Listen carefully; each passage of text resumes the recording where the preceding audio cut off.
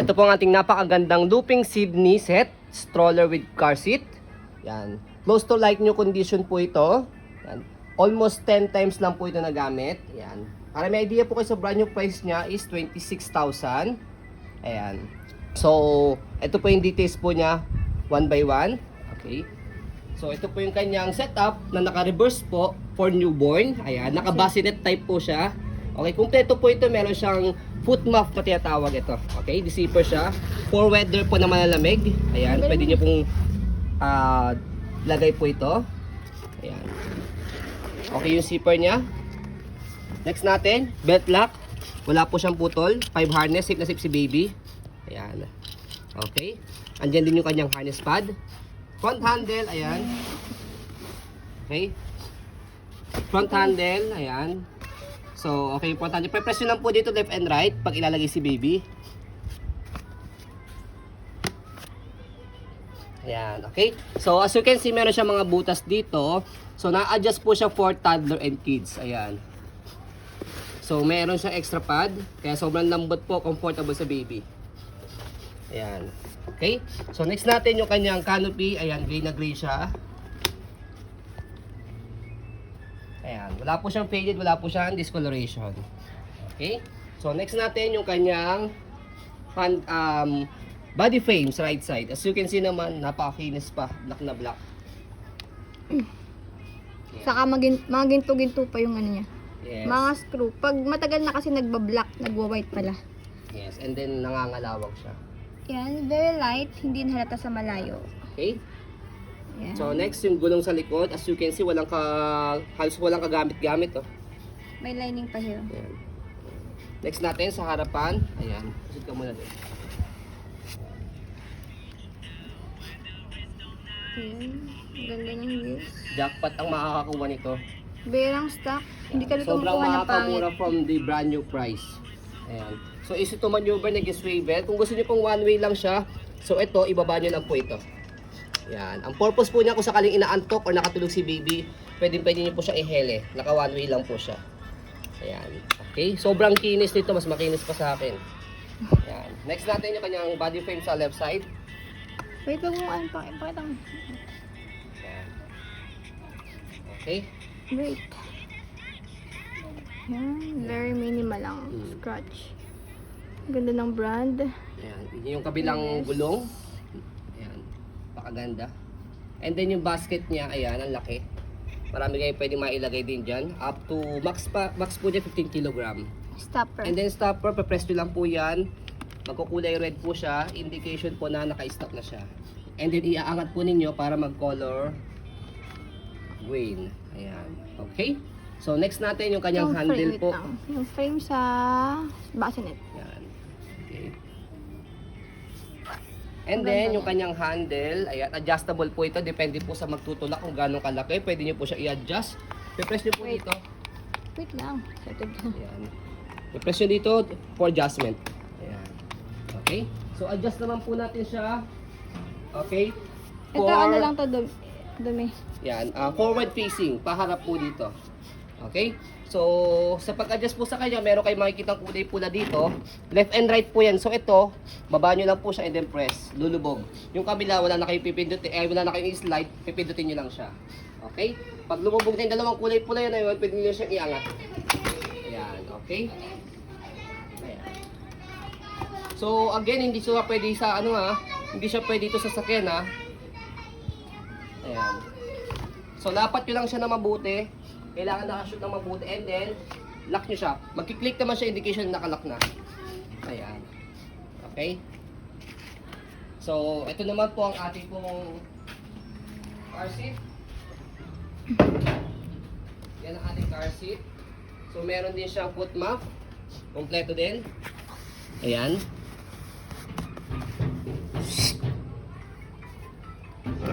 Ayan ang ating tanggalin natin.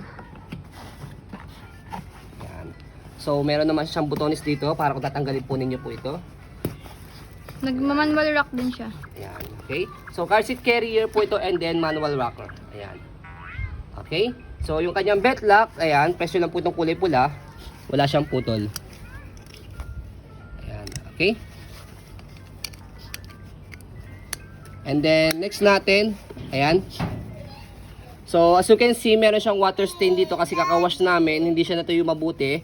So, pwede nyo po siyang i-rewash po ito para at least matanggal yung water stain. Natatanggal po yung kapag natuyo po ng mabuti. Okay? So, next natin, ayan. May extra pad din for newborn. Ayan, opo, N. Ito. Ayan. Ito po yung pinakapad niya. So, kapag i-adjust nyo po itong harness na to, shoot nyo po yung daliri nyo rito. May metal kayo makakapa. Press nyo po and then adjust po ito. Ayan. Okay? And then hatakin nyo lang po siya. Next natin, yung kanyang canopy. Wala siyang Natanggal din yan, faded, diba? wala siyang discoloration. Opo, ayan. Dibotonis lang naman siya. Ayan. And then, yung kanyang body frame. Ayan. Kabilang side. Ayan. And then yung likod. Di ba nagtago? Hindi. Ayan. Ayan. Okay. So, sa pag-setup nito, sa ating stroller, setup natin. Ang kinagandahan ng mga getong car seat po, kapag nakalagay sa sasakyan, kapag nakatulog si baby, hindi nyo na siya kailangan buhatin pa, si baby. Tatanggalin nyo na po yung pinaka mismong car seat, and then bubuhatin nyo na yung car seat. Hindi na ma-interrupt po yung pagtulog ni baby. Okay? At pwede nyo na munang hindi gamitin po itong kanyang bassinet. Pwedeng direct na po natin ilagay po dito sa kanyang frame. So, try natin. Newborn up to 13 kilo. Kasya dyan sa car seat. Yes. Usually, 1 year old. Ayan. So, sa pag-install po nito, kailangan rearward facing. Ibig sabihin, rearward facing nakapaharap po sa inyo. Rearward facing, tawag po dito forward facing paharap po ganyan. So, hindi siya na-install ng pag-ganyan, kailangan po paharap sa inyo. Kasi, Reverse dapat. kasi pang newborn lang siya. Ayan. Okay. So, ayan po yung setup po niya. Ayan. So, kung may makita kayong stain dito, yan, water stain lang yan, pwede nyo po yan i-rewash po. Yan. Ganyan nangyayari kapag hindi po siya natuyong mabuti. Kasi nag-uulan-ulan po. Ayan. Okay? So, sa pag-fold po nito, turo na rin po natin. Same lang din, press lang din siya rito. Huwag nyo kakalimutan i-slide to and then press.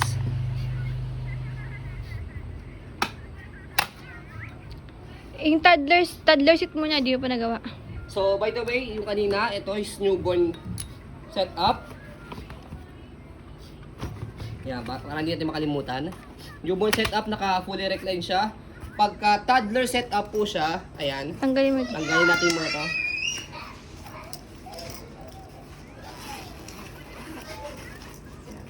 For toddler setup, meron siyang mga belt dito na i-combine po ninyo.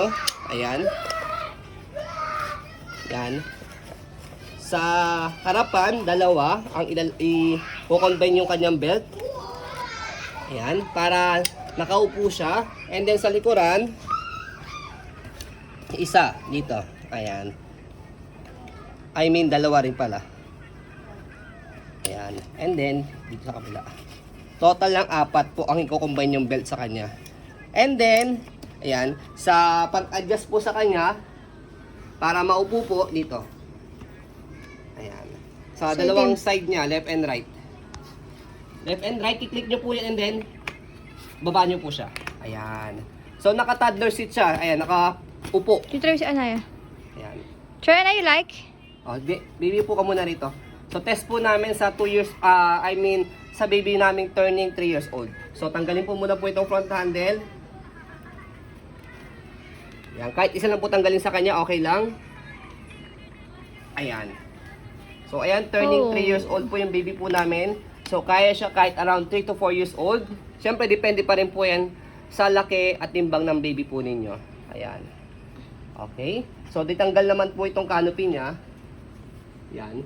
Natatanggal itong canopy niya. Para kung sakaling mas ahead na po yung kanyang ulo sa canopy, pwede nyo pong wala ng canopy. Para mas magamit nyo pa po na matagal po yung stroller. Ayan. Okay? Para mas maliwag, pwede nyo tanggalin yung isa pang pad. Ito. Pero ang kinaganda kasi another comfortable push. Another comfort po kasi pag merong sa pangpad. So yan, let's go baby. It's Sit all down ka na muna done. rin. Thank you. Yan. Oh, sit down ka na muna rin. So, tatry naman po natin siya i-fold. So, kapag i-fold siya, pwede na rin naka-set up siyang ganyan. And then, sa handle, ayan.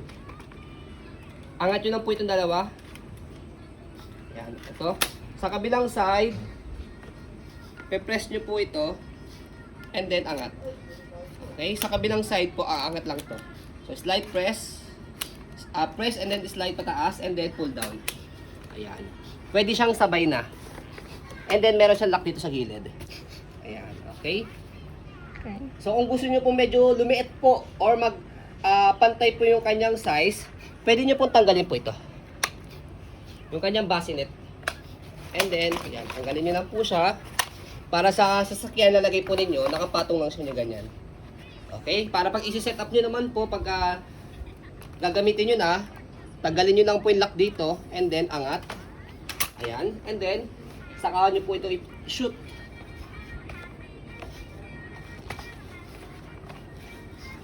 Ayan. So kapag na-shoot nyo yung dalawa yan, baba nyo lang siya. Magkiklik naman siya, indication na nakalock na. Ayan. Okay? So, pwede na siyang gamitin. Okay po. So, ayun po, as you can see, very details po kami sa ayun pong pag-video kasi yung aming shop policy, no refund, no exchange, what you see is what you get. So, ayun po, maraming salamat. Have a nice day and God bless po.